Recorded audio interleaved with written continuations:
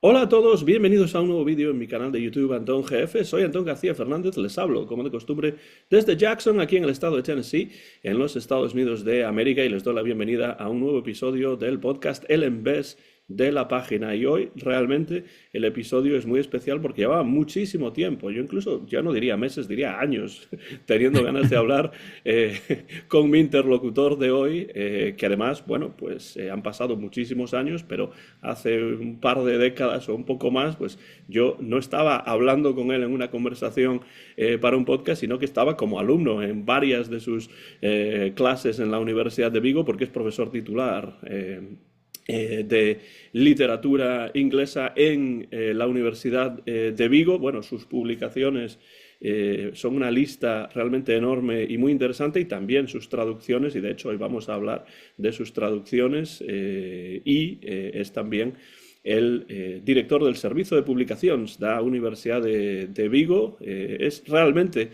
un placer para mí poder conversar hoy con Jorge Luis Bueno Alonso. Jorge, bienvenido al Invés de la Página. Hola Antón. Gracias por la invitación, por participar en esta conversación y yo encantado como siempre de colaborar con tus numerosos proyectos de vídeo y de podcast diversos. Y este especialmente es uno de los que más me interesa por su temática, ¿no? Porque no hay demasiados podcasts de este tipo donde pueda uno establecer conversaciones sobre obras literarias de todo tipo, ¿no? Y mucho, no sé, mucho vídeo de presentación, pero muy poca conversación realmente pausada y calmada sobre trabajos literarios de esta índole, ¿no? Y a mí lo que me interesa realmente son las conversaciones, precisamente, Jorge. No entiendo muy bien por qué las conversaciones han desaparecido de las cadenas, las emisoras de televisión, incluso radio, Sí, a veces generalistas, ¿no? sí, era una pena porque yo creo que es un formato que cuando vuelve a haber un programa de ese tipo sigue teniendo su tirón, ¿no? A la gente sí que le gusta sentarse y escuchar. Y es un formato que, bueno, quizás por los tiempos que tenemos ahora bueno, de todo rápido y todo instantáneo, pues una conversación como aquellos programas, ¿no? De hora y media, 2 horas. Donde un entrevistador hablaba con un escritor, ¿no? O este que, bueno, tú citas muchas veces aquel programa de Joaquín Soler Serrano, ¿no? Que era Ujú. tan interesante. O ya, bueno, no sin hablar de programas tipo La Clave, ¿no? Donde puede haber más contertulios, pero siempre todos hablando sobre una obra, sobre una película, sobre un elemento artístico, ¿no? Y conversando, pues, con una cierta guía, pero tampoco sin muchas estridencias, ¿no? Y es una pena. Yo creo que quizás hoy en día los formatos de los canales de streaming y las plataformas están permitiendo, ¿no? Ujú. Que gente bien a título individual o bien pues formando parte de cadenas tipo pues eso, Netflix o Amazon o HBO o lo que sea, da un poco más de espacio a programas de estas características que no están, digamos, más constreñidos por un tiempo, ¿no? Por Mm. bueno, un slot de una programación que tienes que cubrir y que no puedes salirte de ahí, ¿no? Sí, creo que eso ha llegado a las redes sociales, sobre todo a Sí, lugares que son también repositorios de contenido como YouTube, sí, especialmente desde la pandemia que sufrimos hace unos años. Y yo creo sí. que han llegado para quedarse también, ¿no? La gente pensaba que formatos como la radio que estaba muerto y al revés. Yo creo que ahora mismo la radio a través del nuevo formato, ¿no? A través de combinar radio con imagen, Ujú. canales de YouTube de las radios, podcast, aplicaciones donde tú puedes escuchar el programa que te interesa, no a la hora que lo dan, sino cuando tú quieres. Eso le ha dado una nueva vida a la radio que todo el mundo pensaba que se moría. Y le ha dado pues un pulo que realmente está calando incluso en la gente joven, ¿no? Programas de radio, a lo mejor como tales, puede que no sigan muchos, pero podcast siguen, que no deja de ser otra manera de Ujú. llamarle un programa de radio, tiene más oyentes jóvenes que nunca, ¿no? Y eso es algo, pues que está muy bien, que realmente yo como seguidor del formato radio durante mucho tiempo, me gusta, ¿no? Que esos formatos mixtos eh, vuelvan a tener una nueva vida, ¿no?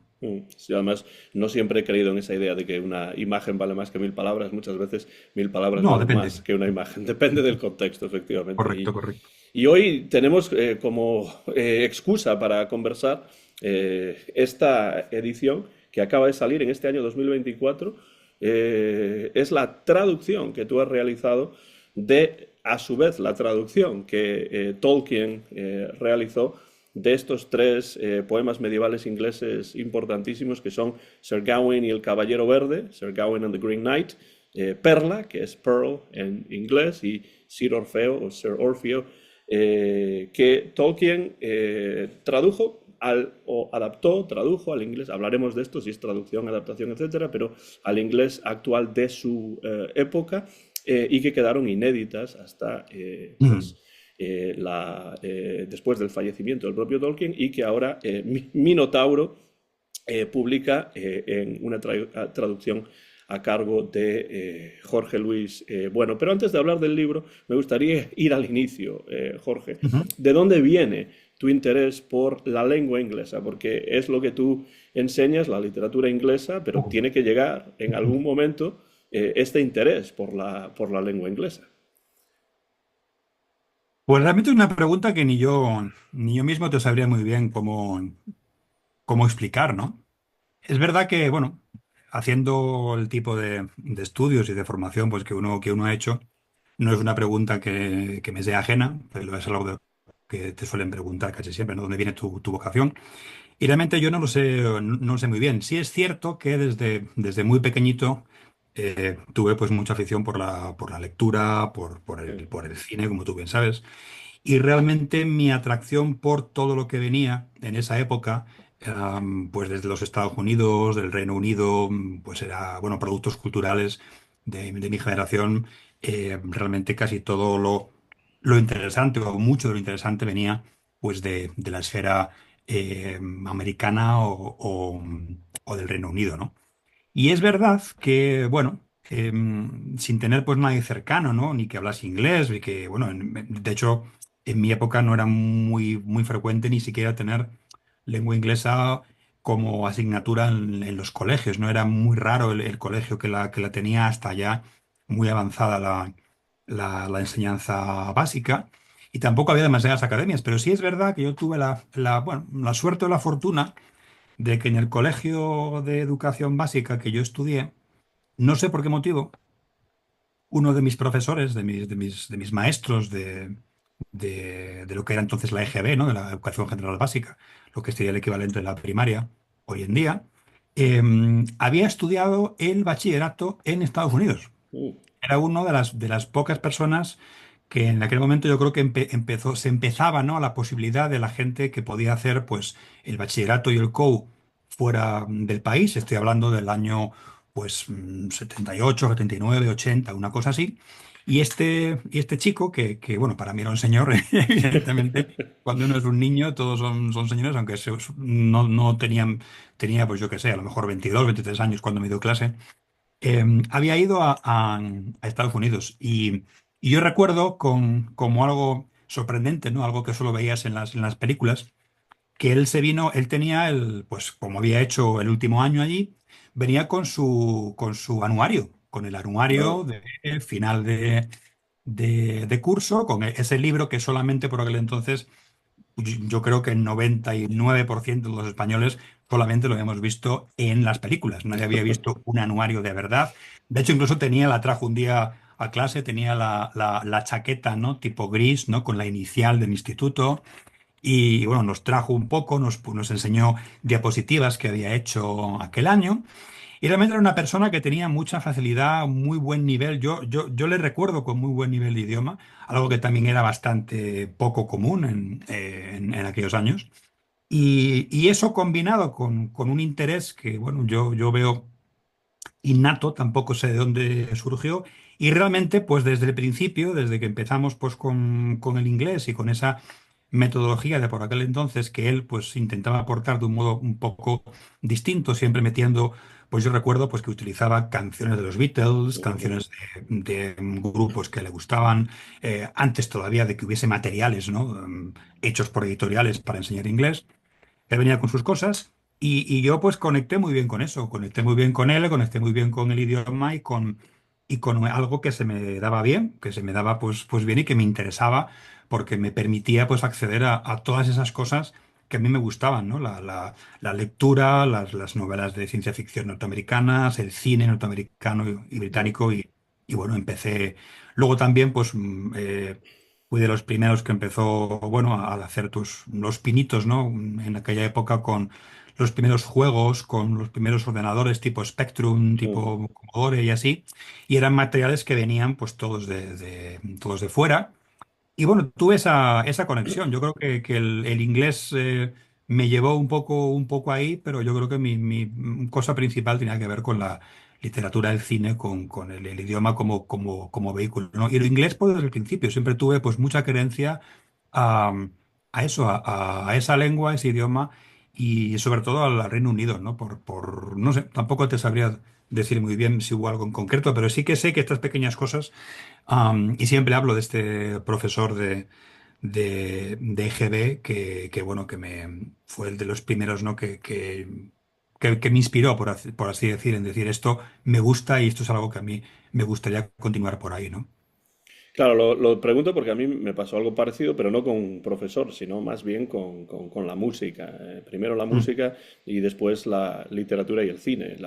Esto de escuchar música en inglés, pues los Beatles, por supuesto, Elvis, Sinatra y después todo tipo de grupos británicos y estadounidenses, pues hicieron que me interesase la lengua inglesa y después ya la literatura también, porque claro, esto te da acceso a libros que pues no están publicados en español o en gallego o Sí, en tu lengua materna y luego las películas también, porque claro, en España las películas se doblan, o por lo mm, menos se doblaban y se siguen doblando, pero a mí me gustaba poder ver las películas en la versión original en inglés con subtítulos y sobre todo hay un momento, ¿no? En el cual uno se da cuenta de que entiende lo que se está diciendo, ¿no? Y entonces se da cuenta de que realmente a través de ese conocimiento lingüístico, pues uno puede comunicarse y puede, pues es casi una cuestión mágica, ¿no? Poner una canción que hasta entonces era sí, simplemente una canción y de repente pues uno puede entender la letra, a pesar de que a lo mejor la letra no sea ninguna maravilla, pero la idea de que uno puede sí, entender pero algo que accedes, no entendía pero antes, claro. Sí. accedes a ese conocimiento y eso te va llevando, pues eso, a enlazar una cosa con otra, ¿no? Ya enseguida, bueno, a partir de ahí, bueno, te estoy hablando del colegio, de cuando uno es más pequeño. Pero yo creo que ya en el instituto también con otra cosa que siempre digo, ¿no? Este profesor, pues este maestro inició un poco esa chispa. También es verdad que yo siempre en eso he tenido bastante suerte. Siempre tuve muy buenos profesores en el bachillerato.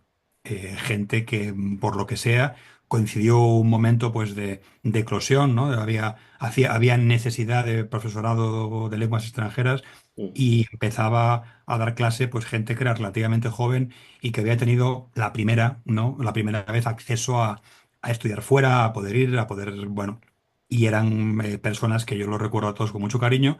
También por eso, porque a mí ya me tenían ganado desde el minuto uno, porque era yo el que era fan, ¿no? De esa asignatura, de ese idioma, y, no. Y yo sí que recuerdo ya desde los primeros tiempos de bachillerato que yo nunca tuve en mente hacer otra cosa que no fuera filología inglesa. Yo recuerdo haber ido muy pronto a buscar los papeles, ¿no? La información de qué materias había que cursar en filología inglesa cuando estaba en el bachillerato.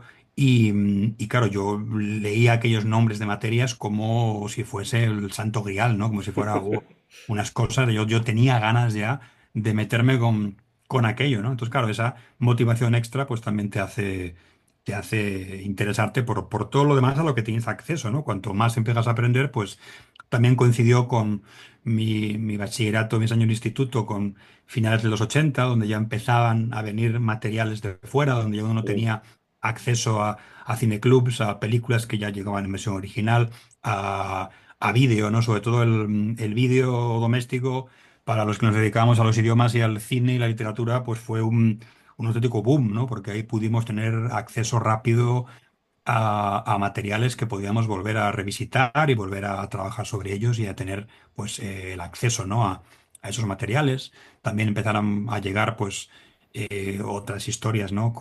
Que tenían que ver con eso.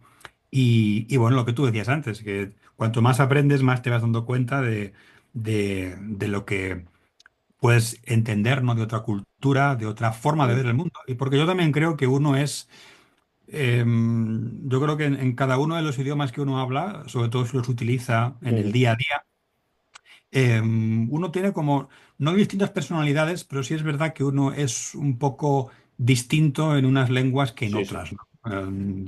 Eso yo creo que está ahí, ¿no? Y para mí eso, mi yo en la lengua inglesa siempre fue una persona que animaba un poco al otro yo, ¿no? Y esa retroalimentación lingüística y cultural también me vino muy bien personalmente, ¿no? Para abrirme camino y eso, ¿no? Tener lo que te decía antes, yo no recuerdo haber querido hacer otra cosa que no fuera esto, ¿no? Es interesante lo que dices de la personalidad porque a mí me pasa exactamente igual con diferentes lenguas. No es que sean personalidades totalmente diferentes, estilo No, Jekyll no, and Hyde, pero sí que no, desde no, luego hay diferencias y lo veo además con mi hija. Mi hija cuando habla en inglés, incluso después, o sea, normalmente habla más en inglés que en español, pero cuando habla en español no es que cambie su personalidad, pero cambia incluso el tono de su voz. Es el como que tono, su sí. voz es diferente, ¿no? Y entonces yo creo que eso a mí me pasa también. Y además yo siempre supe que quería ser profesor y por eso filología inglesa fue la opción original y que sabía que quería hacer. Luego, claro, la vida dio vueltas y acabé siendo no profesor de inglés en Europa, sino profesor de español en los Estados Unidos, pero eso ya son cuestiones de la Sí, vida. correcto. Y tú hablabas de cine, de lenguas y de literatura, y creo que Tolkien realmente aúna todo eso, ¿no? Porque estaba interesadísimo en las lenguas, por supuesto, en la literatura, y es uno de los grandes creadores literarios del siglo XX, pero además también se ha llevado al cine y se sigue llevando al cine en multitud de ocasiones. ¿Fue Tolkien para ti, Jorge, una lectura de juventud que luego continuó o llegaste un poco más tarde a Tolkien? Sí, yo creo que también, vamos, como los lectores de mi generación interesados, ¿no? Por literatura y por temas, pues eso, de ficción fantástica, por así decir, sí fue una lectura que, digamos, como tantos otros autores, uno hizo en diferentes momentos vitales, ¿no?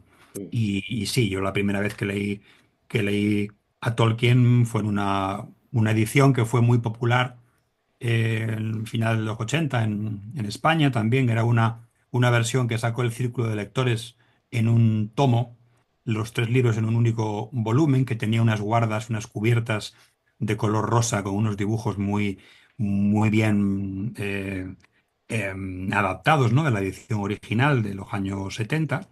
Y yo creo que la primera lectura que todos hicimos fue a través de esa edición. Yo también sí recuerdo que en mi caso a esa lectura vino posteriormente, porque yo sí recuerdo ir a ver de niño, de bastante niño, la película de Ralph Bakshi, la Ujú. película de animación de los 70 que se hizo en aquellos tiempos, que no se llegó a culminar porque el proyecto era hacer dos películas. Digamos, la primera película que se estrenó cubría lo que es el contenido más o menos completo del primer tomo y parte, ¿no? del segundo tomo. O sea, era pues la Comunidad del Anillo y la mitad de las dos torres, más o menos. Y habían dejado, pues por motivos de producción y económicos, la idea de hacer una segunda película, con eso que nunca se llegó a hacer. Pero realmente aquella película fue muy influyente, ¿no? Tanto en los lectores como en los artistas, ¿no? El propio Peter Jackson la señala como una de sus influencias visuales, ¿no? Incluso los dibujantes que posteriormente ilustraron la obra tolkieniana, tipo pues Alan Lee o Ted Naismith o John Howe, siempre mencionan, ¿no? los dibujos de Bakshi como una idea, un tipo de animación muy oscura, incluso muy centroeuropea, ¿no? A mí aquella película, cuando la vi posteriormente, me recordaba mucho a la animación que era pues muy común en Polonia, en la Mm. antigua Checoslovaquia, en animación que venía de esas televisiones, ¿no? Y yo llegué a partir de ahí. Yo creo que esa película pues la debí ver en el cine con 6 7 años y me impactó. Yo recuerdo vivamente el impacto de esa película y el interés, ¿no? que ya me surgió en esta historia de este señor. Este señor a mí me interesa, quiero acceder a este libro en cuanto pueda, ¿no? Y luego a partir de ahí fue cuando llegué a la novela que bueno, me gustó mucho como lectura, ¿no? Como lectura, digamos, inocente, sin ningún tipo de conocimiento de referencias ni nada.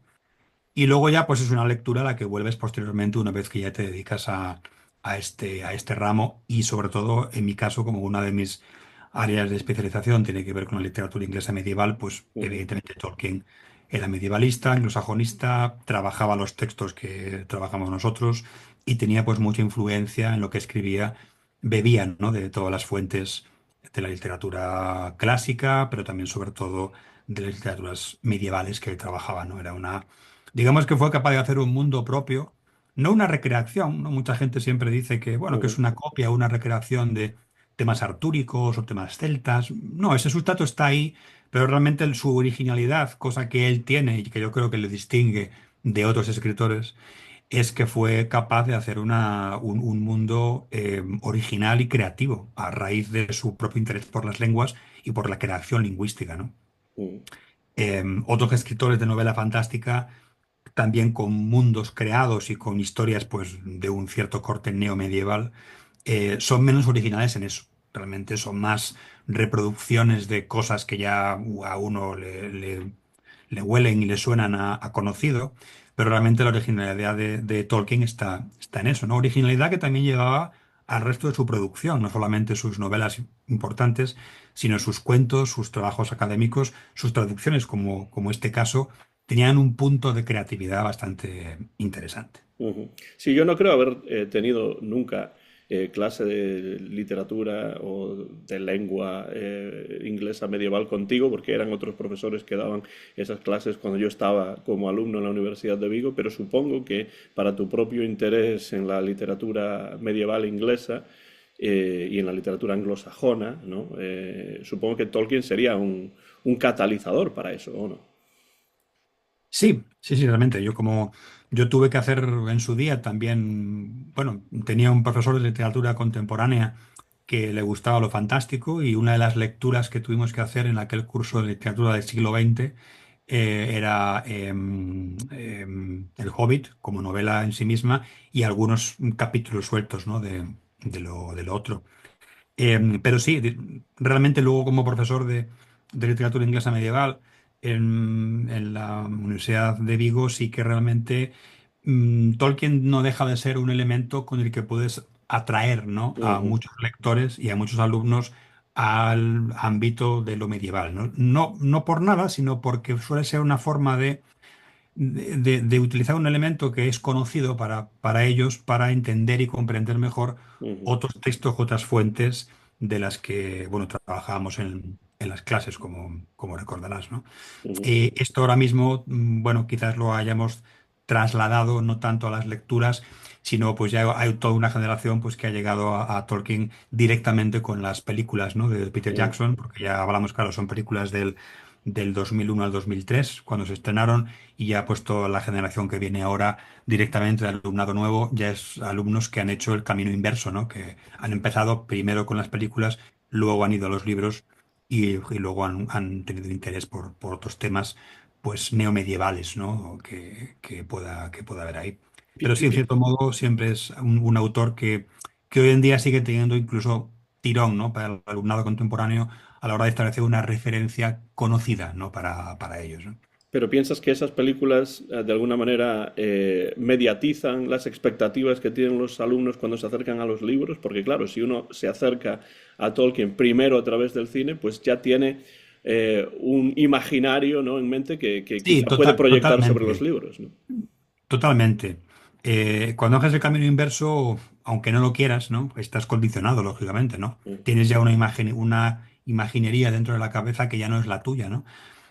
Cuando trabajamos o hablamos, ¿no? De temas de adaptación, lo primero que siempre se comenta es esa idea, ¿no? Cada lector, a la hora de acercarse a una novela, ujú, siempre está haciendo de primer adaptador visual de lo que está leyendo.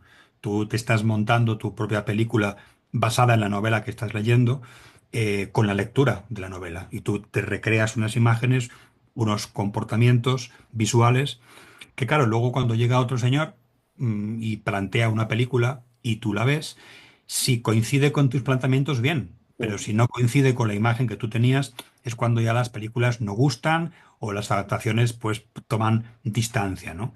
Esto, digamos, a ver, someramente.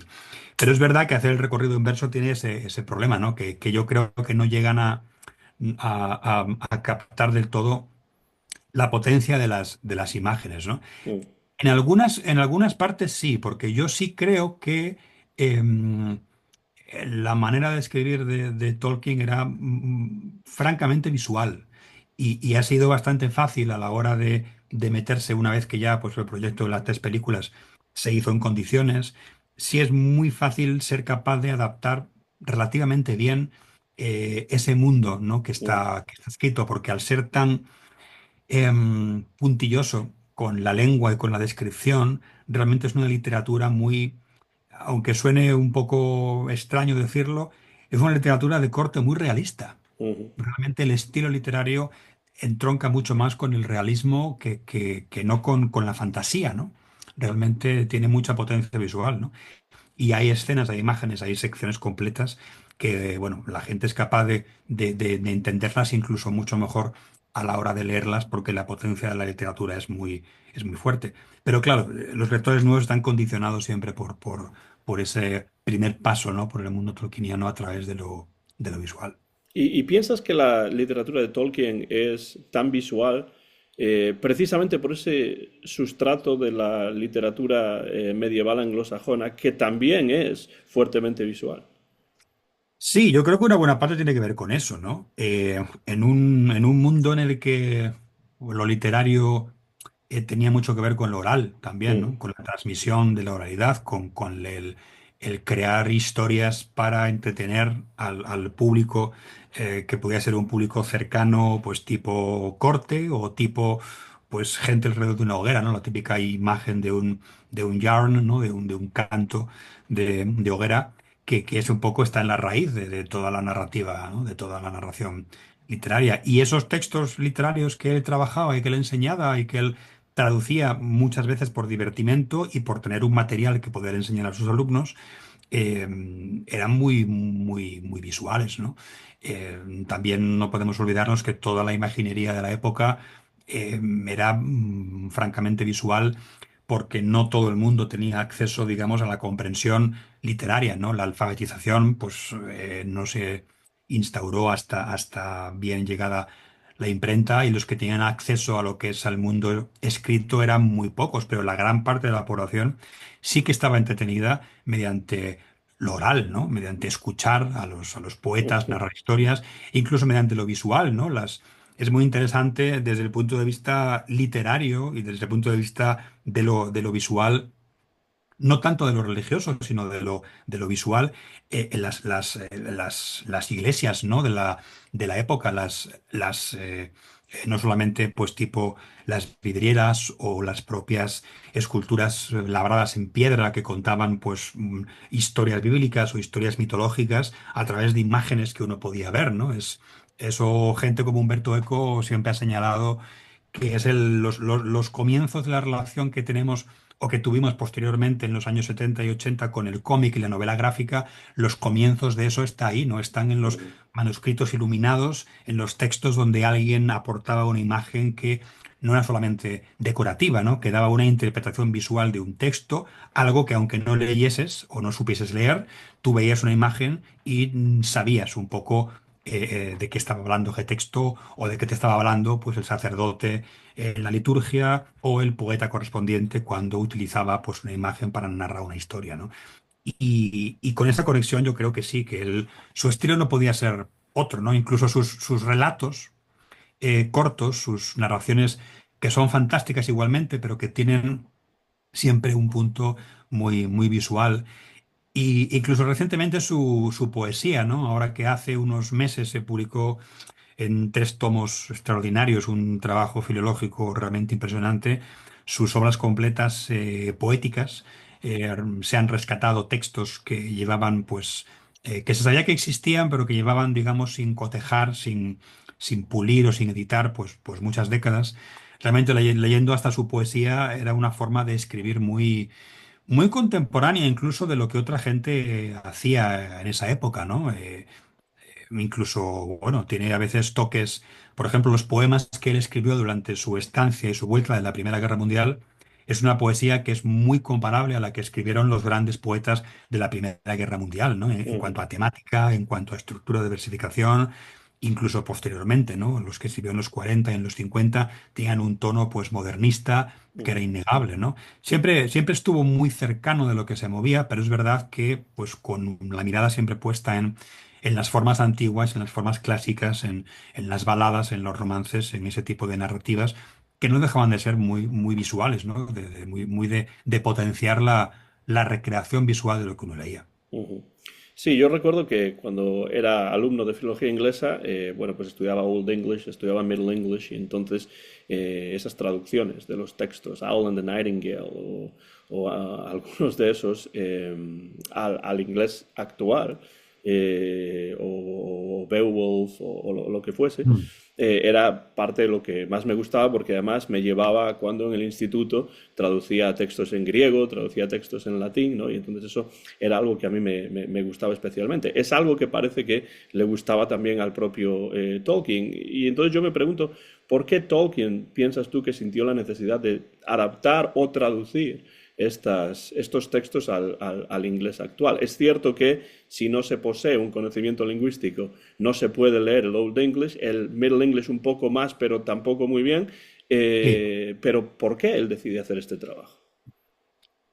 Yo creo que en un primer momento, bueno, los textos que él manejaba, era por ese motivo, ¿no? Para intentar darles a sus estudiantes algo que pudiesen leer y entender un poco el contenido de la historia, más allá del trabajo filológico que luego ellos pudieran hacer en clase, ¿no? Porque él Ujú, fundamentalmente le interesaba la lingüística medieval más que la literatura, ¿no? En cuanto a lo que es trabajo académico. Pero yo creo que luego, con el paso del tiempo, le llegó a ver pues un cierto interés en dejar un texto que produjese algo que hiciese que el lector de inglés contemporáneo pudiese tener una experiencia estética ujú, similar a la que un lector o un oyente de esos poemas tuvo en su día, ¿no? Y yo creo que esto es una filosofía traductológica que todo el mundo debería seguir, ¿no? Intentar darle al lector contemporáneo del idioma X un texto que tenga el mayor número de puntos en común con lo que hubiese sido leerlo en la lengua original, ¿no? ujú, Y en el caso de estos poemas que mencionas, sucede eso, ¿no? Que por evidentes motivos de la historia de la lengua inglesa, así como en otras lenguas, pues un lector de español contemporáneo, un lector de gallego contemporáneo, un lector de italiano, o si me apuras hasta de alemán contemporáneo, ya no digamos de islandés, que ahí cambia muy poco, ujú, eh, puede acercarse con su conocimiento de la lengua contemporánea a un texto pues que muchos hemos leído en el instituto, ¿no? Unas coplas a la muerte de su padre de Manrique, o un Mio Cid, o unos poemas tipo Dante, o una épica alemana. Uno puede acercarse a esos poemas con un conocimiento del idioma contemporáneo y entender una ujú, gran parte, a lo mejor hablamos de un 80%, ¿no? Luego ya depende de la cultura de cada cual y de la lectura de cada cual, pero es una lengua que con muy pocos cambios ortográficos mínimos es comprensible, ¿no? Sin embargo, una línea o un verso del siglo XII para un lector en inglés no llega porque la lengua ha cambiado muchísimo. Ya no digamos de más atrás, ¿no? Que el inglés antiguo es para un lector de inglés contemporáneo es poco menos que alemán, ¿no? Es una ujú, lengua incomprensible más allá de cuatro o cinco palabras sueltas, ¿no? Entonces ya es una literatura que está lastrada desde el inicio por la traducción. O sea, salvo los especialistas, ningún lector hablante nativo del idioma puede acercarse a esa literatura fundacional de su cultura directamente. Siempre necesita el vehículo de un traductor que se lo presente, ¿no? ujú, Y cuanto más conocimiento tenga el traductor en cuestión de ese mundo que traduce, pues mejor, ¿no? Y yo creo que él también, por su forma de trabajar tan puntillosa y tan metódica, nunca estaba contento al 100% con lo que hacía. De ahí que todo esto pues quedase muchas veces en cajones y no llegase a ver la luz. De hecho, estas traducciones en concreto de Sir Gawain, Perla y Sir Orfeo, estuvo trabajando en ellas pues, desde los años 30 hasta prácticamente su muerte en los 70, ¿no? Y, y eso yo creo que no que le impedía, ¿no? Esa perfección mandarlo, ¿no? Pero realmente son textos que sí llegó a terminar, que sí llegó a componer como él quería, a presentar de una forma pues que estaba perfecta y yo creo que pues hubiese llegado a, a publicarlos. Y por eso fueron los primeros, ¿no? El primero que su hijo y el bacea literario Christopher Tolkien pues se publicó, ¿no? Ya estaban, prácticamente no había que hacerles nada. Y la primera vez que se publicaron en los 70, en una edición bastante sencillita, no tenía nada más que eso, una introducción muy generalista a cada uno de los textos para dar un contexto. Apenas había notas, había un mínimo glosario que hizo su hijo, que tampoco, bueno, él vio necesario, ¿no? Como autor. Pero eran textos que estaban, pues, prácticamente, ya te digo, sin notas explicativas y publicados en una editorial de literatura fantástica, como era HarperCollins en aquellos Ujú. tiempos, para el que quisiera leerlos y llegarse a ese mundo que es verdad que una vez que uno los lee, habiendo leído todo lo demás de Tolkien, pues sí establece conexiones inmediatas con imágenes, con situaciones, con contextos, con historias, que más allá bueno, de buscar la referencia concreta, sí es verdad que el lector fan de Tolkien reconoce cosas, reconoce ambientes, reconoce situaciones, que es lo que, por lo que yo creo que es interesante que estén traducidos tanto en inglés contemporáneo como posteriormente a otras lenguas, ¿no? Para darle a ese lector interesado en Tolkien una perspectiva distinta de textos que yo creo que son importantes para el que le interese la literatura como entretenimiento, ¿no? Claro, precisamente por eso te iba a preguntar, si tú ves en las traducciones de Tolkien elementos que establecen una conexión con la propia creación literaria de Tolkien y hasta qué punto pues hay como una especie de conexión biyectiva, ¿no? Es decir, la traducción Sí, de Tolkien tiene que ver con lo que él crea, pero al mismo tiempo lo que él crea también está, en cierto modo, pues no sé, basado, coloreado, como se dice en inglés, colored by, ¿no? Estos textos antiguos. sí, ciertamente, yo eso no solo lo creo a pies juntillas, sino que ya hace muchísimo tiempo, uno de mis primeros trabajos académicos del año 96, que no llovió ni nada, En Vigo tenía mucho, que desde ver, luego. llovió bastante, sí. Tenía que ver con esta idea, ¿no? Se llamaba creación filológica, creación literaria, ¿no? Y ahí un poco argumentaba eh, quizás en el mundo académico español, por primera vez, que no había dos Tolkien, ¿no? Que es incapaz, que uno es incapaz de distinguir ambas figuras, ¿no? Que realmente era una persona que tenía un interés por la filología muy claro y que todo lo que él redactaba de un modo creativo, tenía que ver con eso, ¿no? Para él, tan creativo era hacer una edición una edición crítica de un texto medieval, como hacer una introducción a Chaucer para clase, cómo traducir un texto, cómo escribir un capítulo, una historia de su mitología, ¿no? De sus elfos y de sus hombres y de sus historias, ¿no?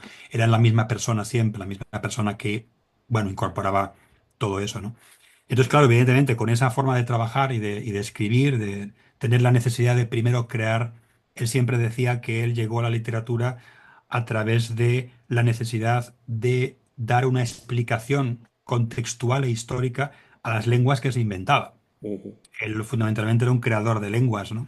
Y una vez que tenía dos o tres lenguas diseñadas, ¿no? Con su gramática, su sintaxis, sus normas fonéticas, su forma de funcionar, decía, bueno, pues las lenguas no se crean en el vacío, ¿no? Las lenguas tienen siempre una cultura, unos pueblos que las hablan.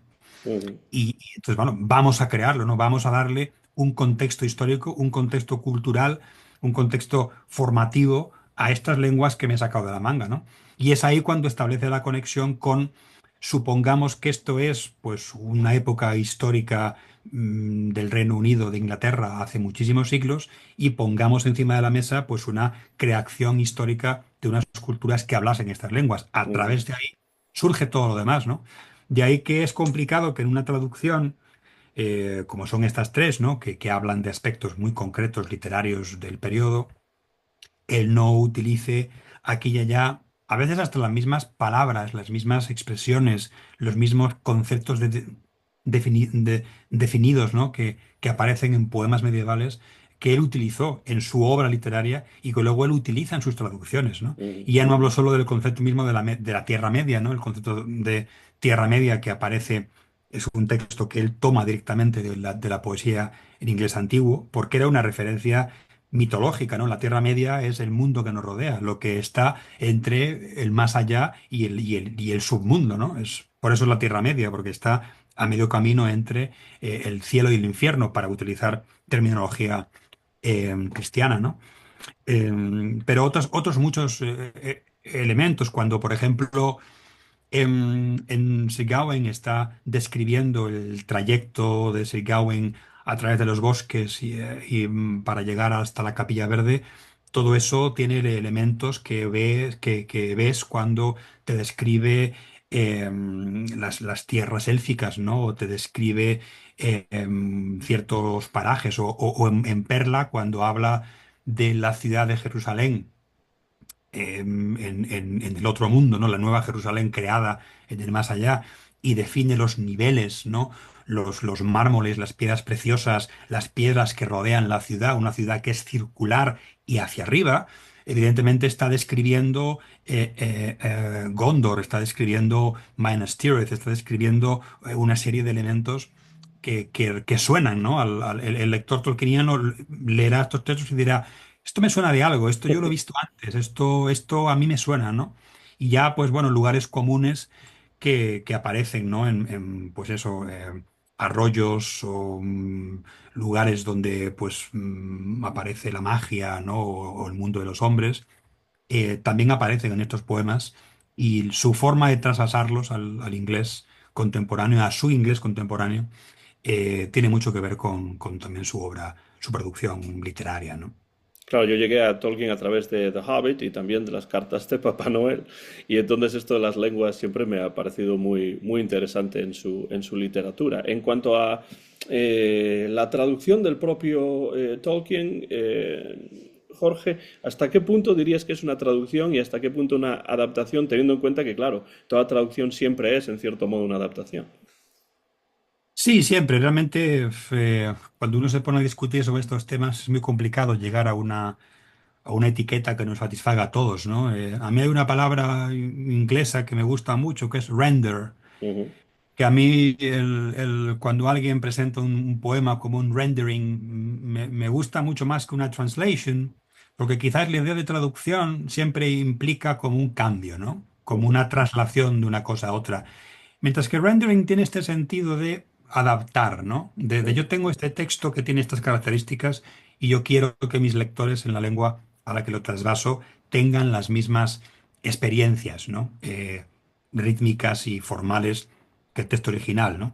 Entonces yo creo que es más bien es una adaptación tipo rendering, porque él mismo decía que lo importante, y es una cosa que señala en un par de puntos de la traducción, él mismo explicaba que su objetivo con las traducciones siempre era em, no dejar de lado nunca lo formal, ¿no? No hay que olvidar que estos son poemas que encima estaban escritos en una versificación muy concreta y que tienen un ritmo muy endiablado en muchas ocasiones, ¿no? Y él quería ser capaz de trasladar eso al inglés contemporáneo. Para hacer eso, tienes que retorcer mucho la sintaxis, tienes que jugar mucho con los arcaísmos. Por eso hay mucha gente que dice que sus traducciones en algunos apartados o para algún léxico concreto suenan para un lector de inglés contemporáneo incluso más antiguas que el propio original, ¿no? Que ya es Ujú. rizar un poco el rizo, ¿no? Y es verdad, a veces él opta por elementos léxicos bueno, palabras que a lo mejor ya estaban en desuso, ya eran incluso palabras muy antiguas, muy arcaicas para un lector de los años 30 o 40, ¿no? Cuando él utilizaba según qué palabras con su alumnado de Oxford en los años 40, era un léxico que a lo mejor ellos podían conectar con Dickens, por Ujú. ejemplo, Ujú. con otros autores, pero no contemporáneos al momento que vivían, sino de un inglés más arcaico, ¿no? Ya no vamos incluso, bueno, a elementos pues más conectados pues, con la naturaleza, o en el caso de Sir Gawain con las diferentes partes de los animales, ¿no? Cuando los caza y los despieza. Ujú. Claro, si alguien, por ejemplo, está interesado en la caza, pues seguramente que alguien que cazase en los años 40 tendría alguna noción más de lo que él utilizaba, ¿no? Que alguien que no lo hiciera. Pero es verdad que había léxico que retorcía un poco la cosa, ¿no? Eso es muy interesante teniendo en cuenta que los propios textos originales están fijados bastante, un momento bastante posterior a cuando probablemente esto se fue creando, ¿no? Sí, sí, bueno, en el caso de Segawa quizás no tan posteriormente, ¿no? Es algo más complejo con literaturas más antiguas, ¿no? Si es verdad que en el caso de inglés antiguo hay algunos momentos donde Ujú, cuando se fija por escrito esa historia ya llevaba circulando pues durante generaciones, ¿no? Durante cientos de años. En el caso de estos textos, al ser del siglo XIV, realmente ya había una tradición literaria escrita, ¿no? Que recogía parte de estas historias, ujú, pero realmente sí es verdad que la gran labor del creador de esos textos originalmente era pues establecer una narración, en una narración única, historias pues que venían de aquí y de allá, ¿no?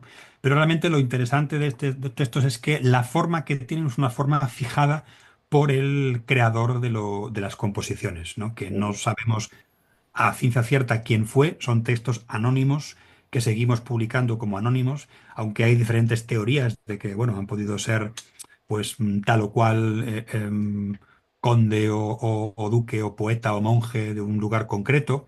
Y esto sí es verdad que hay muchos colegas nuestros que se dedican a jugar un poco al Sherlock Holmes literario, ¿no? Intentar Ujú. descubrir quién fue el autor de tal o cual texto cuando a veces es pues muy complicado, ¿no? A veces pues se puede conseguir saber al 100%, a veces no deja de ser pues especulaciones, ¿no? Y, bueno, lo interesante es si es verdad que hay una concepción de autoría, que quizás es cuando empieza a tener relevancia, ¿no? En los últimos tiempos, bueno, el final del siglo XIV previo, ¿no? a la llegada de la imprenta en el siglo XV, sí es verdad que había un cierto interés por dejar una impronta, no tanto en el texto concreto, sino en el tipo de historia que estoy contando, ¿no? Y es verdad que ahí, pues, bueno, por el léxico y por la capacidad descriptiva de estos textos, sí es verdad que el autor tenía un conocimiento, pues, de las tradiciones de su día, de la mitología de su día, de los textos culturales, pero también de elementos, pues, como los que te comenté, ¿no? La caza, el léxico de la corte, el léxico de la naturaleza, el léxico de las ciudades, tenía pues un contacto con todos los mundos del periodo, ¿no? Lo que incluye este volumen es una edición bilingüe de la traducción de Tolkien y después la traducción que tú has hecho de esa traducción de Tolkien, de Sir Gawain, de Pearl y Sí. de Sir Orfeo. ¿Cómo surgió este proyecto, Jorge? Tú has traducido al gallego, por ejemplo, y además has ganado premios con ello, con Beowulf, con el propio Sir Gawain and the Green Knight, también con las adivinanzas del libro de Exeter. Am, ¿Cómo surgió el proyecto de hacer esta traducción al español que después, pues solamente hace unos meses, publicó Minotauro? Pues surge realmente de un proyecto anterior, que sí que fue un proyecto en el que yo, bueno, llevaba hablando con los representantes de Minotauro, o sea, de los textos tolkienianos en España, que es Minotauro, ¿no? Que pertenece al Grupo Planeta durante muchos años. Eh, y a raíz de ese proyecto, que finalmente se llegó a publicar, eh, es verdad que de lo poco que quedaba, digamos, clásico, sin traducir al español de la obra, digamos, clásica de Tolkien, era un texto que se llama El regreso de Beorhnoth, que en inglés se publicó en los años 50 en una revista académica y que desde los años 70 se ha venido publicando formando parte de un volumen que en inglés se llama Mitopoeia, que incluye un poema de Tolkien con ese nombre, incluye su famoso ensayo sobre los cuentos de hadas e incluye un relato corto que se llama Hoja de Nigel, ¿no? Es unos textos que estaban unidos por una temática común. De ahí que ese volumen se llamara Árbol y hoja. Y ese Árbol y hoja es un texto que se publicó en inglés en los años 80, también tiene un par de ediciones en Estados Unidos. Y cuando ese texto se tradujo al castellano a principios de los 90, no incluía este texto, no incluía el regreso de Beornoj, ¿no? Porque era un texto, digamos, muy filológico, tenía un par de secciones donde Tolkien explicaba el porqué de un texto concreto. Es una palabra que aparece en el poema anglosajón La batalla de Maldon. Y de hecho, el texto de ficción que Tolkien incluía, este regreso de Beornoj, es un poema dramático en verso que Tolkien inventó o que Tolkien escribió para dar respuesta, digamos que es la mañana después de lo que sucede en la batalla de Maldon, ¿no? Ujú. Para poder explicar ese concepto literal, ese concepto filológico, muchas veces Tolkien no le quedaba más remedio que componer él una obra de ficción que explicase con mecanismos de ficción lo que quería decir con ese contexto, ¿no? Y a mí siempre me parece un texto muy interesante porque Tolkien en ese texto lo que hace es reproducir en inglés contemporáneo la aliteración de Ujú. la poesía anglosajona en la lengua inglesa y, bueno, consigue dar un texto que me pareció siempre muy vivo, muy interesante. Entonces mi idea siempre fue a finales de los años, bueno, yo creo que fue en el 2009 cuando hablé con ellos por primera vez, publicar esa traducción del regreso de Beornov al español, porque estaba sin publicar, hacer una versión bilingüe con el texto inglés y, si era posible, hacer pues una traducción de la batalla de Maldon directamente del texto anglosajón, también en verso, al castellano y hacer un volumen con todo ello. Eso realmente, pues los de Planeta aquí nunca lo vieron, no fueron capaces de visualizarlo. Y cuando hablé con HarperCollins, les interesaba, pero no veían tampoco muy claro la inmersión, ¿no? del texto, o sea, o la inclusión, mejor dicho, del texto de la batalla de Maldon, de mi autoría, dentro de ese volumen, ¿no? Esto, claro, era la época previa a todo el aluvión de trabajos que comenzaron a Ujú. salir justo en ese momento. Yo recuerdo que esto lo hablé con ellos cuando estaban a punto de sacar La leyenda de Sigurd y Gudrun, que fue la primera obra, digamos, de creación literaria basada en fuentes mitológicas que sacaron de Tolkien póstumamente después de Los hijos de Húrin, que fue la primera después de lo que fue el Silmarillion y estas traducciones que te acabo de Ujú. comentar. Justo a partir de ahí, cuando vieron que cada año o cada 2 años HarperCollins sacaba un nuevo libro sobre Tolkien, un nuevo material, ¿no? que poder traducir al castellano y que, bueno, vender, ¿no? dentro de lo que es el marketing de lengua española, fue cuando empezaron bueno, a considerarlo, pero no fue, digamos, hasta hace un par de años cuando un filólogo tolkieniano en el Reino Unido, que se llama Peter Grybauskas, que es profesor de una universidad norteamericana, le encargaron los herederos de Tolkien y la gente que tiene los derechos que hiciera una edición donde incluyese el regreso de Beornoth y la traducción que Tolkien hizo en prosa de la batalla de Maldon que usaban las clases, ¿no? Junto con otros materiales filológicos que encontraron por ahí para dar pues un volumen pues compacto con notas y demás, ¿no? Fue ese texto el que, como llevaba tanto tiempo insistiéndoles en ese particular, fue HarperCollins el que les dijo que si esa traducción al español tenía que hacerse, contactasen conmigo porque era una persona pues con garantías para poderlo realizar por mi conocimiento de ambos mundos, ¿no? Tanto del mundo anglosajón como del mundo Ujú. tolkieniano. Y a raíz de ese encargo, pues que cumplí encantado y que también pues salió el año pasado en Minotauro, que incluía pues no solamente el Maldon de Tolkien, sino el regreso de Beornok, también, bueno, mantuve la métrica, mantuve la versificación y todo lo que venía ahí pues se tradujo. Yo recuerdo que hay un momento en la introducción donde Tolkien cita a Asa Gawain y cita en su traducción. Y yo ya aproveché para traducir en verso al castellano ese trozo de Sir Ujú. Gawain que se cita en la introducción de este libro que se publicó. Claro, al ver eso, pues la directora de Minotauro pues no fue tonta y rápidamente dijo, bueno, lo único que nos faltaba por hacer, que llevamos muchísimo tiempo sin hacer, porque realmente no veíamos cómo era posible que esto se pudiese hacer bien. De hecho, tenían los derechos para traducirlo hace pues como 10 años y no conseguían pues verlo encajar, ¿no? Verlo bien. Claro, en cuanto vieron eso, pues me propusieron que por qué no me acometía yo el proyecto de traducirlo al castellano en edición bilingüe, ya que era lo único que faltaba por hacer y era algo que todavía no habían planificado, ¿no? Esto coincidió con una edición nueva que sacaron también los de HarperCollins, con nuevas guardas y nuevo diseño, que fue la última edición que, de hecho, Christopher Tolkien no pudo llegar a revisar porque falleció antes falleció pues casi cumpliendo 100 años, una persona muy longeva y que trabajó hasta casi el último día. No pudo terminar de revisarla, pero se publicó en 2021 y fue la que utilizamos como texto de partida para hacer la versión en castellano. Y ahí pues la verdad sí que pude jugar un poco con, pues no exigencias, pero bueno, sí que les dije que necesitaba pues un tiempo X para poderlo hacer, que quería que fuera bilingüe, porque realmente no tenía ningún sentido. Y que realmente lo iba a hacer tal y como pues Tolkien quería, ¿no? Lo iba a hacer en verso, manteniendo la versificación tanto de Sir Gawain como de Perla como de Sir Orfeo, y reproduciendo pues los arcaísmos y el poema tal y como Tolkien lo tenía pensado. Y surgió a partir de ahí, dijeron que sí a todo, que no había ningún tipo de problema.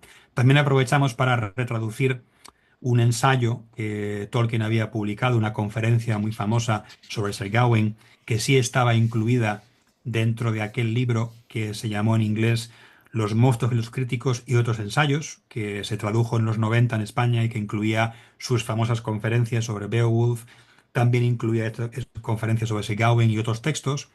Y esto sí que yo pedí retraducirlo porque el traductor que lo hizo en su día no tuvo en cuenta la poesía de Segawen. Entonces todas las citas que aparecen en ese texto están traducidas en prosa. Mm. No tiene ningún sentido si tú incorporabas una traducción nueva en verso, em, meter un texto que iba a tener parte de un traductor y parte de otro. Entonces solicité traducirlo de nuevo, cosa que también me permitieron, y entonces pues acometí el proyecto con mucha ilusión, muchas ganas y un reto porque realmente no es lo mismo enfrentarte tú directamente Ujú. al inglés medio y traducir tú directamente a una lengua que tú manejas con la fuente original, que claro, este caso que es traducir en verso lo que otro traductor ha traducido previamente. Ujú. Tienes que ser fiel a lo que él ha sido y donde él pues se aleja del texto original que tú conoces, no corregirlo y mantener pues la estructura y el léxico y las adendas o cambios que él mismo ya ha hecho, ¿no?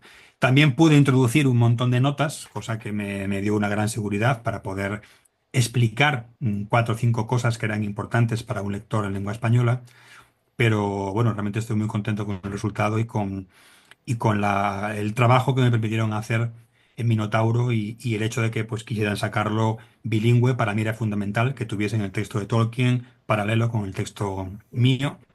Y bueno, realmente pues a pesar de que sea un texto traducido de una traducción, Ujú. a día de hoy en el mercado de lengua española es la única traducción al castellano que existe en verso de los tres poemas. Sir Ujú. Gawain tiene una traducción previa en prosa de los años 80 que se ha venido retraduciendo por Siruela y por Alianza Editorial Ujú. muchas veces, pero es en prosa. O sea, para el contenido está bien, pero te pierdes todo lo que es el contexto del verso. No deja de ser poesía y a un lector de poesía tienes que darle poesía, tienes que mantener lo formal y lo contextual. No puedes darle solo contexto y nada de forma, ¿no?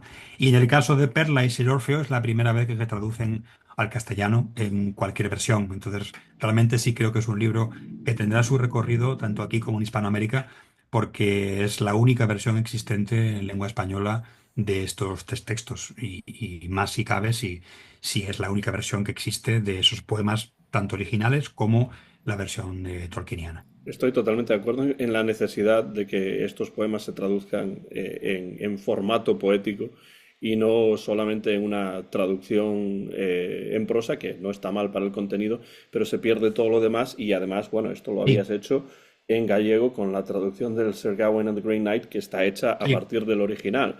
En cuanto a la traducción de Sir Gawain y de los otros dos textos traducidos a su vez por Tolkien, creo que has dejado muy claro el proceso que has seguido para la traducción, que además me parece el correcto porque estás traduciendo a Tolkien y no necesariamente solo el texto original, es decir, el texto Sí. original a través de Tolkien. Pero ¿con qué dificultades recuerdas que te has encontrado para esta traducción en particular? Que a lo mejor son dificultades diferentes a la traducción del Sir Gawain a partir del texto original.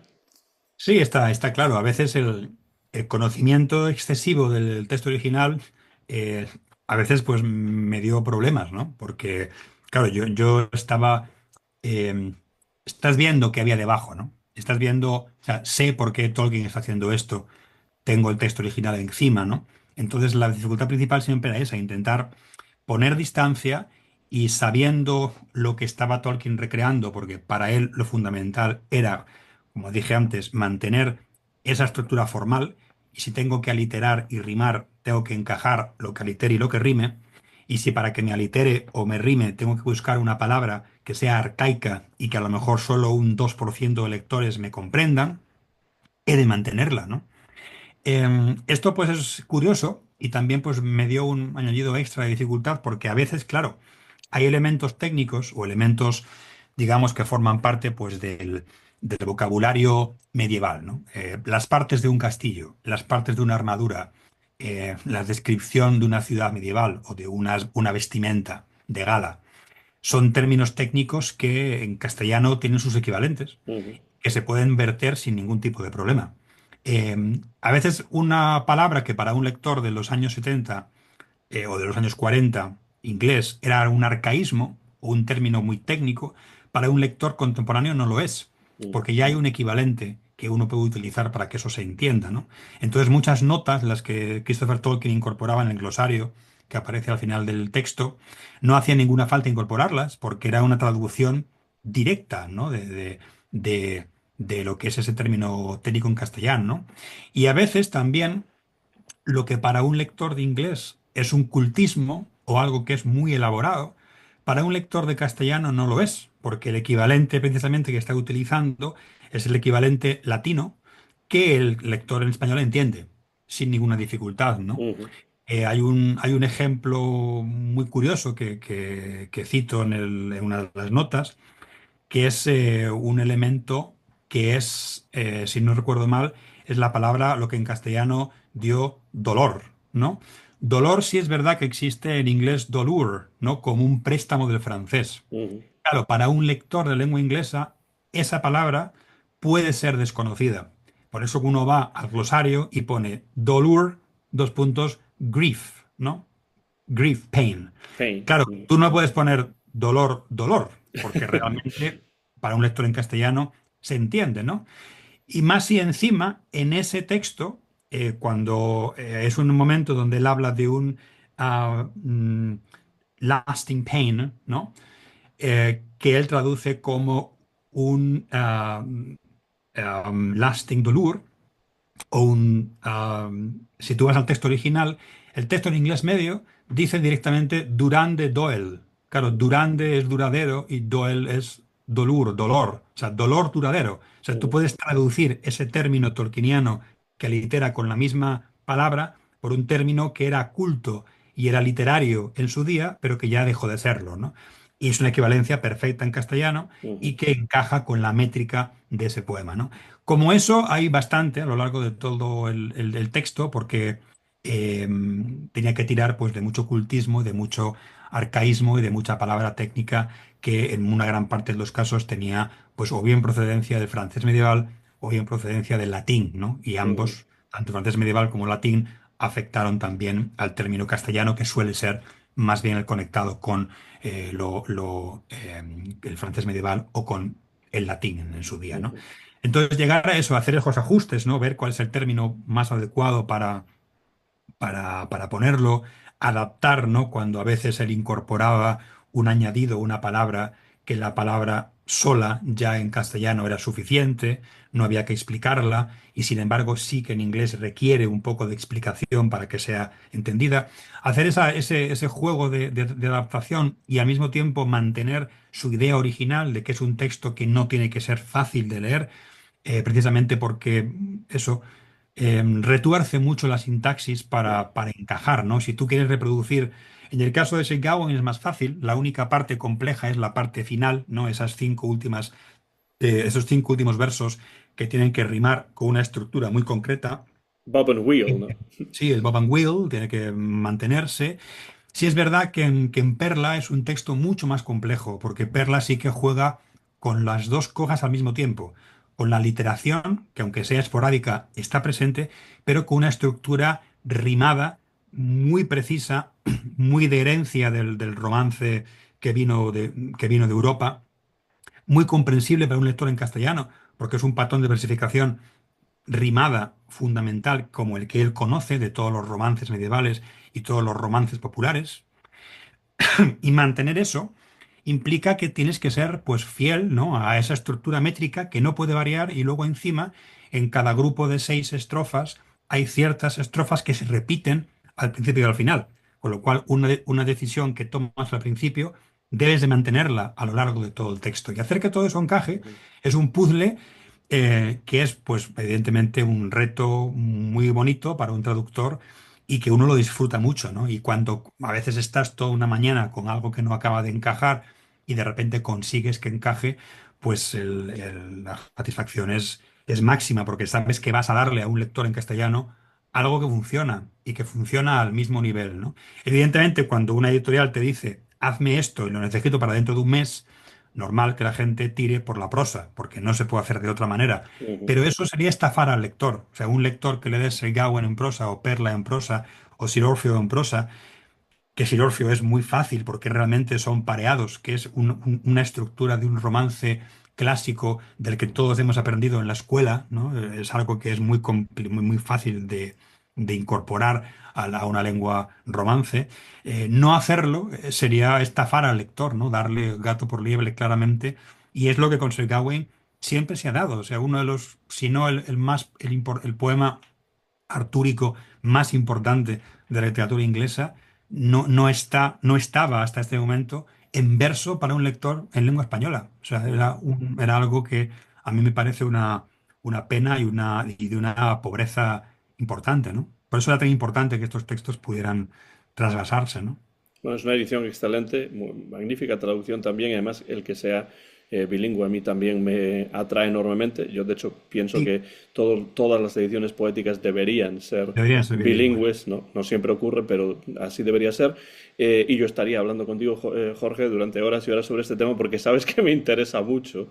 Pero para ir cerrando la conversación por hoy, por lo menos, pues me gustaría, bueno, Sir Gawain es un texto yo creo bastante más conocido, se ha llevado al cine incluso en más de una ocasión, Sí. pero, pero los otros dos textos, Pearl o Perla y Sir Orfeo, me gustaría que hablásemos brevemente sobre estos dos textos para contextualizarlos un poco y sobre todo para que la audiencia, pues que no sepa exactamente cuáles son estos textos o qué contienen, pues comprendan un poco más lo que es. Y empezando por Pearl o Perla, es un texto elegíaco, ¿no? Sí. Que parece que llora la muerte de alguna persona, creo que es la hija probablemente del poeta. ¿Cómo es La este hija de texto narrador, de, sí. de Perla? Si tuvieses que describirlo brevemente, ¿cuál es el contenido de Perla? Y después hablamos de Sir Orfeo y podemos ir Sí, finalizando la Perla. conversación. Perla, también pues me correspondió escribir el texto que aparece en la contraportada, Ujú. en las guardas. Ahí lo defino rápidamente por eso. Ahí está, la conmovedora historia de un hombre pues que llora en un campo santo la pérdida de su hija pequeña, ¿no? Perdida pues es una metáfora, ¿no?, que él realiza, es como una perla, como una joya que tienes en la mano, que es pequeña y preciada, de repente que te escurre por entre los dedos, echa a rodar, ¿no?, por un prado, cae en un arroyo y la pierdes, ¿no? Perla es interesante porque tienes un texto muy potente, ¿no? Tiene un contenido evidentemente espiritual y religioso muy importante, pero visto como una elegía, también es un texto que yo diría que está a caballo entre la elegía y la lírica, ¿no? Es un Ujú, texto sentimental, un texto que también es una visión del sueño, ¿no? Que ya ahí entroncamos con una tradición medieval amplísima. ujú, Es un contexto muy popular, ¿no? Donde una persona, por el cansancio o por la pena, entra en un lugar agradable, se tumba, se duerme y en el sueño sueña con que pues va a un mundo, un jardín, una ciudad de fantasía donde se encuentra pues con una persona que cree que es su hija y luego no es su hija, sino que es un trasunto de la Virgen, pero tampoco está muy claro y esta persona le lleva por un sendero fantástico donde encuentra pues una ciudad entre las nubes y rodeada de unas maravillas increíbles. También entra en esa tradición, ¿no? De los poemas medievales del sueño, donde una persona pues se queda dormida, sueña con algo, alguien le guía, le lleva a ver esas cosas. Además, luego tiene una historia dentro de una historia. En esto es muy incluso hasta cervantiano, ¿no? Porque hay un momento donde el narrador cuenta una historia bíblica que aparece dentro de otra historia. Entonces es un juego como de muñecas rusas ujú, que va muy bien con la estructura del poema, porque como acabo de decir, es una serie de estrofas que van unidas de seis en seis y cada uno de esos grupos de seis empieza y acaba del mismo modo, con lo cual ujú. sería como una especie de muñeca rusa dentro de otra, unas cajas chinas, ¿no? Es algo que son también 101 estrofas, como 101 estrofas tiene Sir Gawain. Ahí hay evidentemente una idea, ¿no? del círculo que, ¿no? De una historia que comienza y acaba del mismo modo. Es un poema que también escribió el mismo autor de Sir Gawain, ¿no? Porque está en el mismo manuscrito, con la misma técnica. Y realmente es un texto que tiene mucha calidad poética, mucha calidad Ujú. lírica, y que es una pena que no requiere pues de mucha nota y de mucha explicación para llegar a entender, digamos, las referencias, ¿no? Pero el sentimiento, lo espiritual, lo elegíaco, lo lírico, es algo que cualquier amante de poesía entra a la primera. Y en este caso, pues más si cabe porque tiene pues muchos tonos, muchas conexiones con los momentos elegíacos que uno ve pues del lamento de los elfos por el mundo perdido que hay en El Señor de los Anillos, ¿no? Hay momentos donde conecta claramente con esa elegía por lo perdido y ese lamento por lo que a uno le es querido que aparece en diferentes partes de la obra, ¿no? Y es un texto que es una pena, ¿no? Que incluso para el lector de inglés contemporáneo no hay muchas traducciones al inglés moderno, hay muy poquitas, tres, cuatro que yo haya localizado y es un texto pues que no, bueno, se le da mucha más importancia al tema religioso cuando yo creo que tiene mucho más valor todo lo otro, ¿no? Lo elegíaco, lo lírico, lo que realmente hace de él un texto poético, ¿no? Con el Ujú. que uno puede empatizar si ha tenido experiencias parecidas a las del narrador. Y es un texto más rimado, al contrario que Sí, Sir Gawain, que es aliterativo, pero que sí que tiene ese bob and wheel con sí. rima, pero aquí sí que es un texto completamente rimado. Es un texto rimado, muy complicado, porque digamos es una rima muy engarzada, ¿no? Porque rima primero con tercero, segundo con cuarto, y luego el quinto es diferente, y los dos últimos son distintos, con lo cual, bueno, también tiene un engarce que es muy bonito, porque realmente es una estructura entrelazada que lingüísticamente y literalmente es preciosa, porque te va llevando por el texto, ¿no? Es algo que tú empiezas a leer y no puedes parar, porque continúa, ¿no? Te lleva por ese camino. Y es verdad que también, al ser un texto del siglo XIV, escrito por el mismo autor, sí pertenece a ese movimiento aliterativo, ¿no? Del Ujú. siglo XIV y sí cuenta con aliteración, pero es menos fija, es menos continuada que en Segawen, por ejemplo, que sí que está en cada línea, en cada verso, ¿no? Ujú. Aparece con mucha frecuencia, es verdad, y claro, los textos más, párrafos más perfectos, la estrofa más perfecta es siempre aquella que tiene ambas cosas, ¿no? Ujú. Claro, cuando consigues que eso cuadre en castellano, pues claro, es un buen día, ¿no? de traducción, Claro, porque es, de ahí que hables del reto que supone, claro, es un porque... reto, es un reto, sí, sí, sí. Y finalmente, Sir Orfeo es una versión del Sí, mito de Orfeo y Eurídice. sí. Ser Orfeo es una balada, tiene forma de balada medieval, otro género pues muy popular en aquella época, y tiene una forma de lo que se llaman couplets, ¿no? En inglés, son pareados, que no dejan de ser una forma muy común en el romance medieval europeo, ¿no? Ujú. Hay pareados en Francia, en España, en la literatura gallega, en la literatura italiana, la alemana. El pareado es una forma de romance clásica porque acompañaba muy bien a la lira, a instrumentos de cuerda, ¿no? A las cítaras y podía ser cantada incluso y además de recitada, ¿no? Y es una versión en inglés de la leyenda de Orfeo y Eurídice, ¿no? Hay diferentes versiones a lo largo de toda Europa. En cada país, pues hay diferentes formas de planteársela.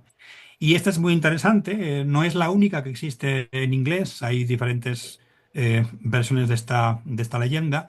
Pero digamos que esta es la más popular, la que tuvo más distribución y la que realmente presenta muchos puntos en común, ¿no? Con la historia de tanto de Orfeo y Eurídice que aparece en las diferentes obras mitológicas previas como en el propio contexto medieval, ¿no? Porque hay momentos, ¿no? Descriptivos que son muy semejantes a lo que uno ve pues en romances artúricos, por ejemplo, ¿no? En poemas sobre Gawain o en poemas sobre Perceval o incluso en La muerte de Arturo hay momentos que son muy parecidos, ¿no? Pero es una versión que al lector en castellano pues le sonará conocida, ¿no? De la historia de Orfeo y su bajada a los infiernos a buscar a Eurídice, que aquí toma la perspectiva de no tanto el infierno como ir a un mundo, también un mundo del sueño, un mundo al que se accede a través de un sueño y que luego pues toma visos de realidad, que no deja de ser un mundo también muy medieval y muy de resonancias muy tolkienianas, porque hay Ujú. momentos también en Sir Orfeo que uno está viendo, pues hay senescales, hay reyes, hay caballeros oscuros, hay lugares que uno ha visto pues en diferentes momentos de la obra tolkieniana, ¿no? Entonces yo también entiendo por qué a él le gustaba este texto temáticamente, ¿no? Formalmente, porque bueno, es una lengua medieval muy interesante, pero temáticamente pues entronca con una narrativa baladesca que a Tolkien le encantaba para su propia obra, ¿no? Y es un texto que estaba, ya te digo, sin traducir y que es una buena oportunidad que el lector en castellano que le gusten estos temas pues pueda leer e incluso recitar. Este es un texto que se puede contar, ¿no? O se puede es algo que incluso, bueno, para algunos niños puede ser lectura, ¿no? Lectura nocturna, ¿no? Previa a dormir, porque es un cuento que va pues con un ritmo muy marcado y y con algo que se puede, ya te digo, recitar. Y oralmente, ahí ves un poco, ¿no? La conexión en Sir Orfeo con las baladas, porque realmente está diseñado, está preparado para ser contado, para ser narrado en voz alta. Es un Ujú. texto que tienes que poderlo leer en voz alta y funcionar. Y realmente yo sí que hice la prueba con todos los poemas, cada fragmento terminado del día. La prueba de fuego es, lo imprimo, lo saco, lo leo en voz alta y si funciona, está bien, ¿no? Ujú. Y Ser Orfeo, digamos que es la balada más musical de todas, ¿no? La balada que puedes, digamos, leer con más poder, con más potencia. Y que se supone además que viene de la pluma del mismo poeta. No, en este caso no. Este es un texto que aparece en otro manuscrito diferente. Los dos primeros sí que tienen que Ah, ver era Cleanliness, ¿no? Sí, era Cleanliness. Sí, Exacto, sí, sí, sí, sí. sí. Digamos el que no, de los cuatro, está Gawain, Perla, Paciencia, ¿no? Ujú, Patience y Cleanliness, ¿no? ujú, También esos dos, Cleanliness y Patience, ¿no? Pureza y paciencia sería, digamos, la traducción. Esos sí que están sin traducir al español o a cualquier otra lengua romance. No hay ujú, traducción. Sí hay versiones en inglés contemporáneo, algunas en verso, algunas no tanto, pero sí es verdad que son dos textos pues, que quedan ahí en un futuro para aproximarse y hacer una traducción de ellos, porque bueno, son interesantes, quizás no tan atractivos para un lector como Perla, ¿no? Perla yo creo que ujú. sí que es un texto, Perla y Gawain, digamos que de los cuatro son los dos que mejor pueden conectar con el lector contemporáneo, ¿no? Sir Orfeo es un texto también anónimo también del siglo XIV, que Ujú. aparece en varias versiones y digamos que es una balada medieval popular que tiene de hecho una estructura no muy parecida. Si tú analizas la estructura de este Sir Orfeo y le pasas, por ejemplo, el filtro de los patrones de historias heroicas, ¿no? Tipo, incluso la morfología del cuento popular de Vladimir Prop, encaja a la perfección, o sea, cumple con las funciones de los diferentes elementos que todo cuento popular tiene que tener. Con lo cual sabemos a ciencia cierta que era una balada muy popular de la que hubo versiones en prácticamente todas las lenguas occidentales por lo menos, y hay algunos textos que tienen que ver con Orfeo y Eurídice de lenguas eslavas y de lenguas incluso en el Oriente Medio, ¿no? Con lo cual es un texto muy interesante culturalmente hablando.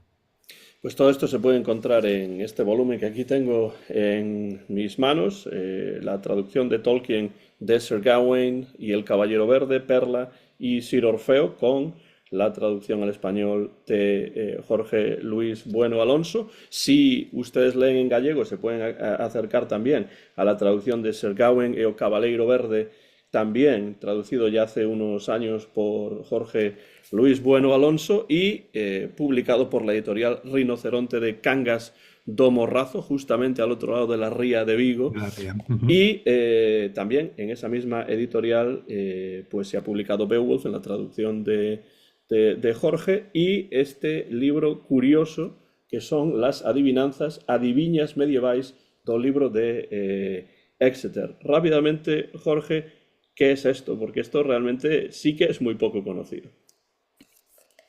Sí, realmente es poco conocido y sin embargo cuando uno se pone a leerlo, pues también entronca, ¿no? Con el lector, sobre todo con el lector del entorno gallego, ¿no? Porque son una serie de, de adivinanzas, ¿no? Que también otro de los géneros populares medievales que ya entronca con la tradición grecolatina, es el texto adivinatorio, ¿no? Un texto que siempre tiene forma de poema, casi siempre, donde pues el lector o el que lo escucha tiene que adivinar, ¿no? Cuál es el concepto que hay debajo de ese poema.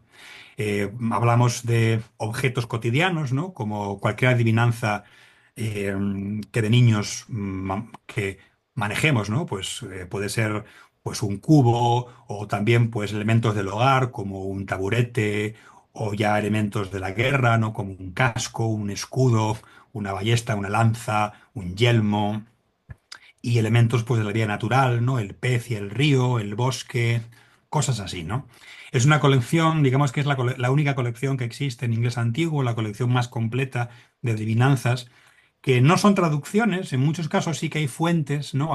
Tenemos la misma adivinanza en latín, en griego, en otras lenguas europeas, pero digamos que son creaciones propias de poetas, de compositores, de bardos errantes en muchos casos, poemas que se transmitían oralmente, ¿no? Durante mucho tiempo, que alguien puso por escrito en esa última versión, ¿no? Y que realmente son textos muy interesantes porque están compuestos con el mismo tipo de versificación y de composición que el resto de poesía anglosajona. Y igual que Beowulf, igual que la Batalla de Maldon, igual que la épica, igual que la lírica, igual que las elegías, estos textos, digamos, de divertimento puro, temáticamente entroncan con esa tradición, formalmente es tan poesía como la otra.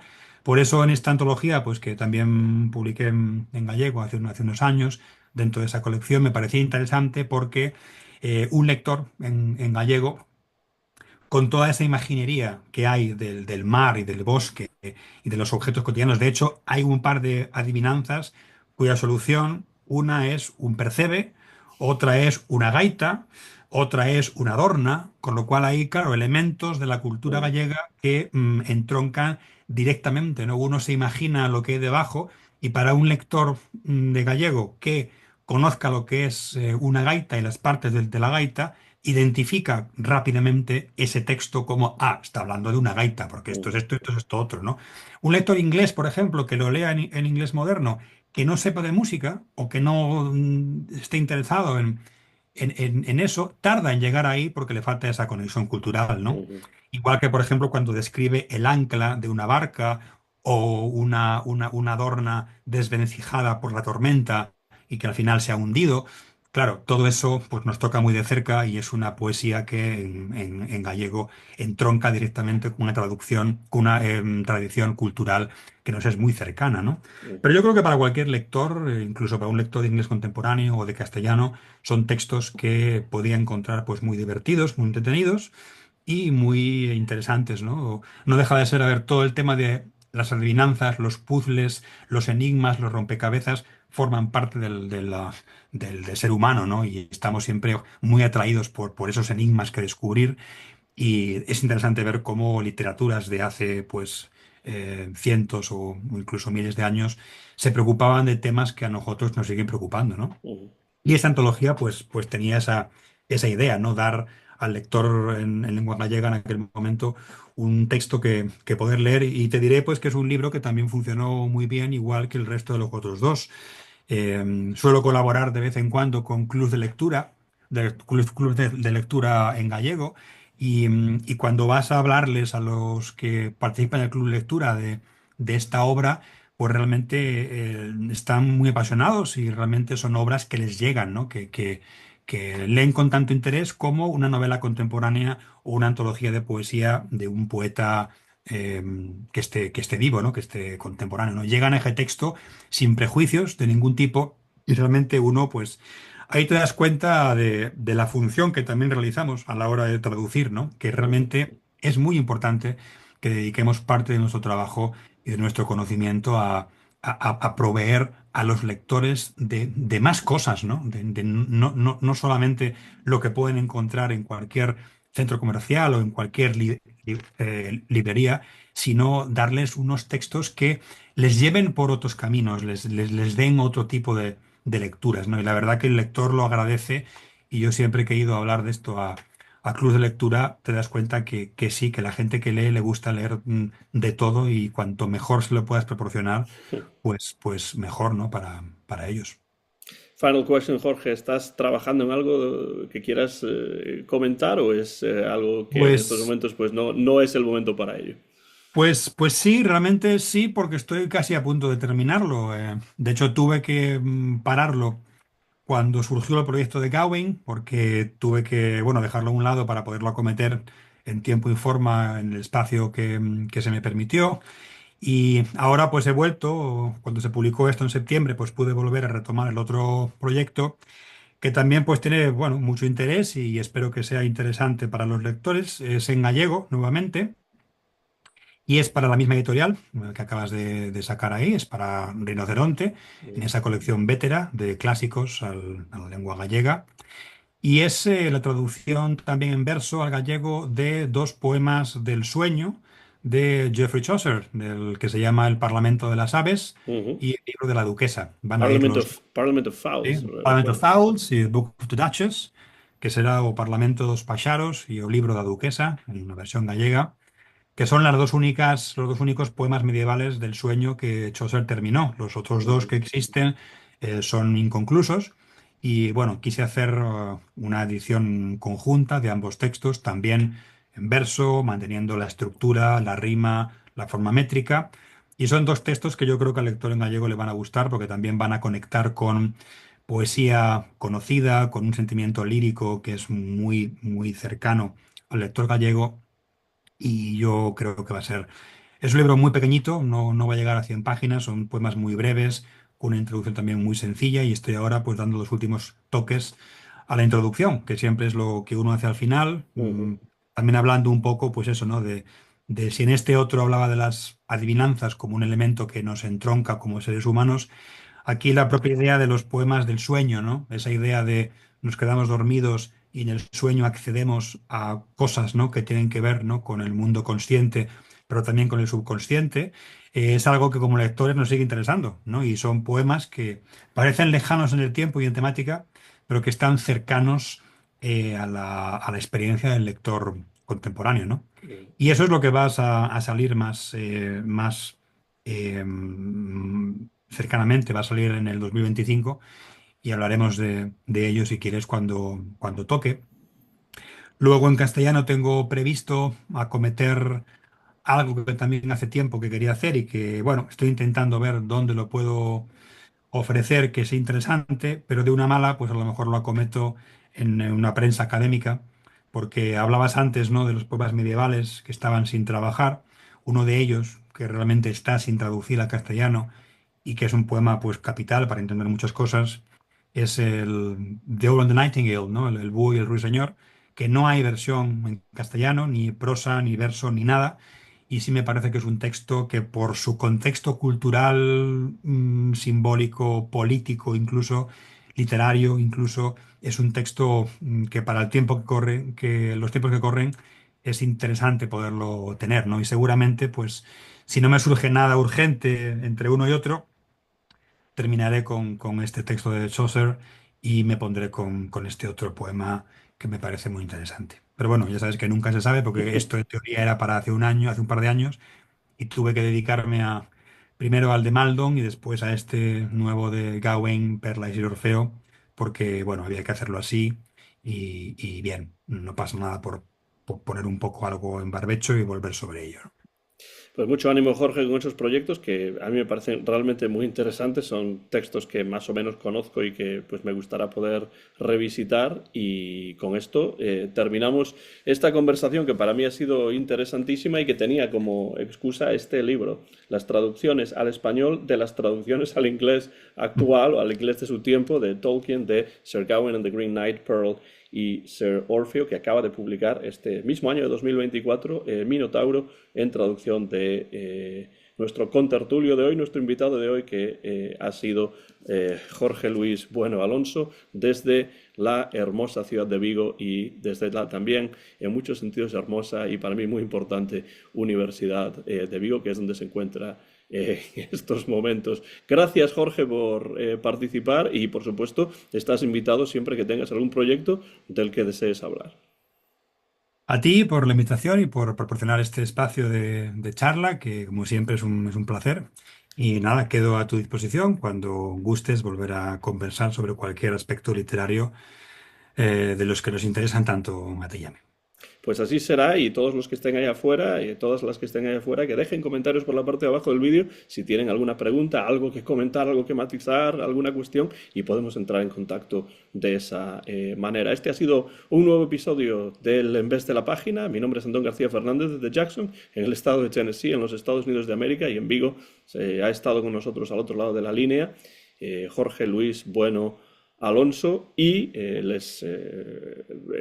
quiero dejarles claro que hay que buscar sus libros, hay que buscar sus traducciones porque realmente están hechas con un rigor impresionante y son muy, pero que muy interesantes. Y como decía el poeta, que aparece además aquí en este libro, ese verso, And now at last we take our leave. Gracias, Jorge, y hasta la próxima ocasión. Hasta luego.